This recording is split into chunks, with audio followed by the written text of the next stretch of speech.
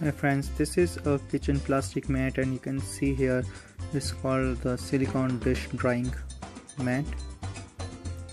Comes in like a simple packing and the weight is medium, and you can see here that this is not a high quality thick mat here.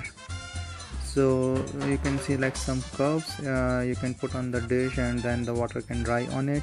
And you can see like the back is a simple stick, so it can just put on the shelf or maybe just anywhere you want to use. And it's pretty much good. I can still see like the curves, and the cutting itself is very nice, clean, clear, no issues. And then you can see like it's all crisp and clear. So it's pretty much a high quality product, and you can see the thickness here and the corners so that the water will not come out. So and this is a like hook, like you can just put it to dry.